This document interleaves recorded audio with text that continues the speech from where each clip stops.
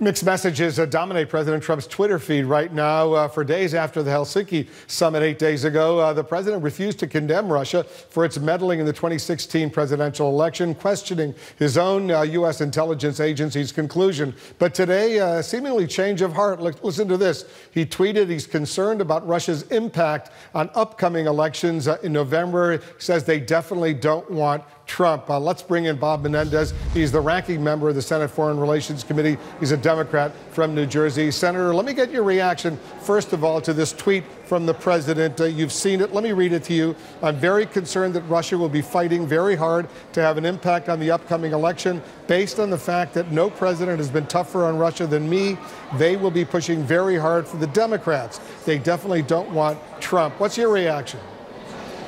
Well, that's the president's jiu-jitsu political action. The reality is that Vladimir Putin knows that he hit the lottery when he pursued undermining our elections in 2016 and in support of Donald Trump. It paid off. It paid off with a president that ultimately didn't challenge Putin in Helsinki. Saying that he's the strongest president against Russia is pretty amazing. It was President Obama that, after I passed with others the Ukraine Freedom Support Act that began sanctions as it relates to Russia for invading Ukraine and annexing Crimea. It was President Obama who created the European Deterrent Initiative with NATO that reiterated our commitment to Georgia for NATO accession once they qualified.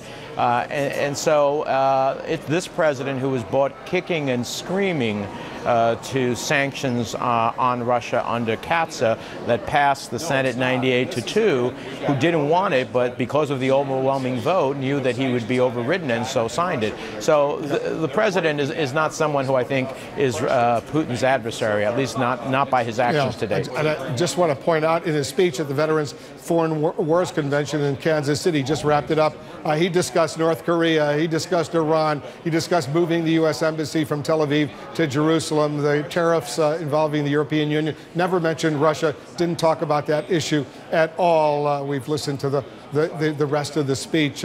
You and your colleague, Republican Senator Lindsey Graham of South Carolina, you've actually now outlined a bipartisan Russian sanctions bill. Give us a brief headline, what you hope to achieve, and do you believe the president will support it?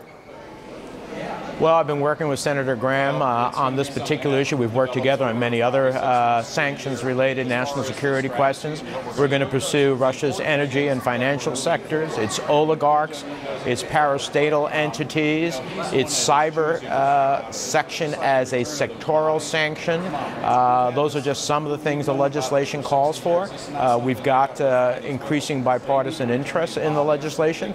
So it is my goal, along with Senator Graham, to make sure that we're protecting the United States, defending the United States, defending our democracy, and being a robust challenge to Russia under Putin. Will the president support it? Well, if we get a similar vote to Katza, the Countering America's Adversaries Through Sanctions Act, that passed 98-2, I don't think he'll have much of a choice. I hope he'll embrace it because what I saw at Helsinki was a president that wasn't challenging Putin. Actually, it was a president that was rather stipulant to what Putin wanted. So I'm hoping that he will embrace the legislation, and in the absence of that we will get an incredibly strong vote, as we did in Katza, that ultimately will have him have to sign it.